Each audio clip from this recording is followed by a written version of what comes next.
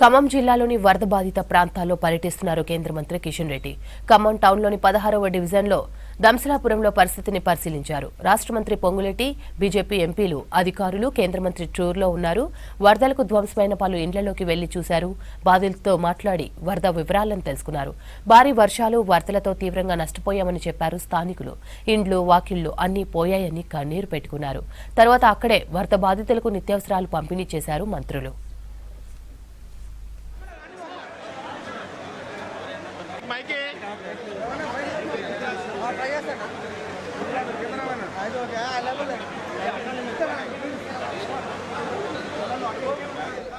ఇక ఇక్కడి నుంచి పాలేరు నియోజకవర్గం తిరుమలాయపాలెం, రాకాస్ తండాకు వెళ్లనున్నారు కేంద్ర మంత్రి కిషన్ రెడ్డి, మంత్రి పొంగులేటి. వరద బాధితుల దగ్గరకు వెళ్లి మాట్లాడనున్నారు.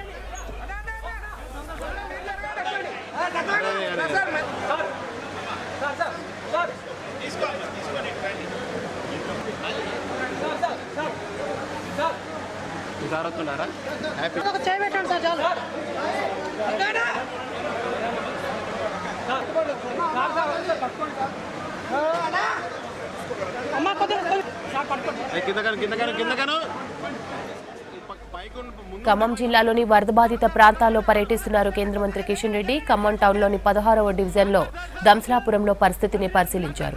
రాష్ట్ర మంత్రి పొంగులేటి, బీజేపీ ఎంపీలు, అధికారులు కేంద్ర మంత్రి టూర్లో పాల్గొన్నారు. వరదలకు ధ్వంసమైన పలు ఇండ్లలోకి వెళ్లి చూశారు. బాధితులతో మాట్లాడి వరద వివరాలను తెలుసుకున్నారు. భారీ వర్షాలు, వరదలతో తీవ్రంగా నష్టపోయామని చెప్పారు స్థానికులు. ఇండ్లు, వాకిళ్లు అన్నీ పోయాయని కన్నీరు పెట్టుకున్నారు. తర్వాత అక్కడే వరద బాధితులకు నిత్యావసరాలు పంపిణీ చేశారు మంత్రులు. ఈరోజు ఖమ్మంలో ఇటీవల వచ్చినటువంటి భారీ వర్షాల కారణంగా దెబ్బతిన్నటువంటి వరద బాధిత ప్రాంతాలను, నష్టపోయినటువంటి వరద బాధిత ప్రాంతాల ప్రజలను కలిసేటువంటి కార్యక్రమం చేపట్టడం జరిగింది.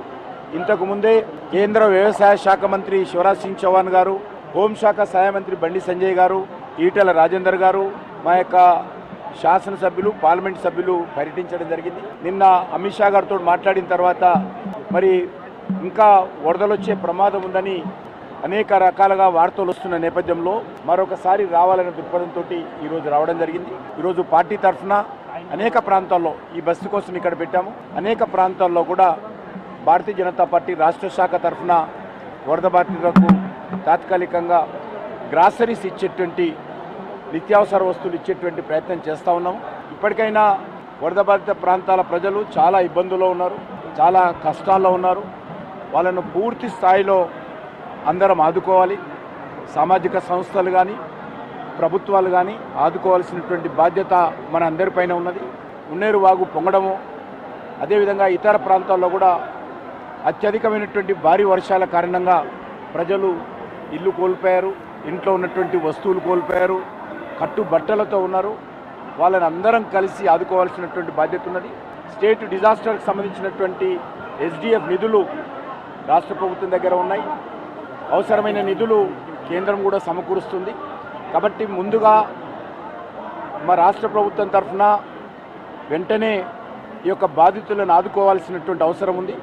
ఇప్పటికే వాళ్ళు రాష్ట్ర ప్రభుత్వ అధికారులు వివరాలు సేకరించారు. ఇంకా పూర్తి స్థాయి వివరాలు సేకరించి వాళ్ళకు ఆర్థిక సహాయం చేయడము, వాళ్ళకు కావలసినటువంటి నిత్యావసర సరుకులు అందించడము, వాళ్ళకు ఒక విశ్వాసం కల్పించడం, ఆ ఇళ్లలో ఇల్లు కోల్పోయినటువంటి వాళ్లకు తాత్కాలికమైనటువంటి షెల్టర్ కానీ, ఆ తర్వాత కావలసినటువంటి వసతి ఎక్కడ ఏర్పాటు చేస్తామనేటువంటిది కూడా ప్రభుత్వం చర్చించాల్సిన అవసరం ఉంది. ఇది ప్రకృతి కారణంగా వచ్చినటువంటి వైపరీత్యం. ఇది అందరం కలిసికట్టుగా రాజకీయాలకు అతీతంగా ఆదుకోవాల్సినటువంటి అవసరం ఉంది.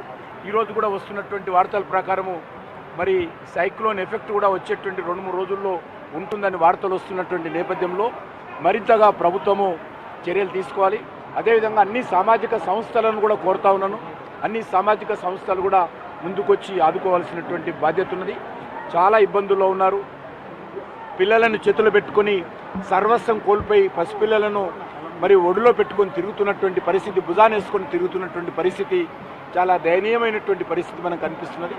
ఈ విషయంలో మరి ఎక్కడ కూడా రాజకీయాలు లేకుండా అన్ని వర్గాల ప్రజలకు, బాధితులైనటువంటి అన్ని వర్గాల ప్రజలకు ఆదుకోవాల్సినటువంటి మానవతా దృక్పథంతో తీసుకోవాల్సినటువంటి చర్యలు అందరం కలిసికట్టుగా తీసుకోవాల్సిన అవసరం ఉందని చెప్పి నేను భావిస్తా ఉన్నాను.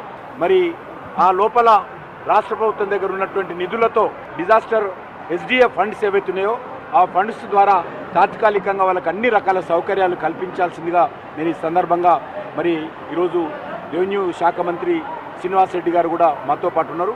వారిని కూడా నేను ఇంతవరకు కోరడం జరిగింది. వారు కూడా చెప్పారు తప్పకుండా మేము రాష్ట్ర ప్రభుత్వం తరఫున నిధుల కొరత లేకుండా ఎంతైనా కూడా ఖర్చు పెట్టి బాధితులు ఆదుకుంటామని చెప్పడం జరిగింది. ఆ దిశలో ముందుకెళ్లాల్సిందిగా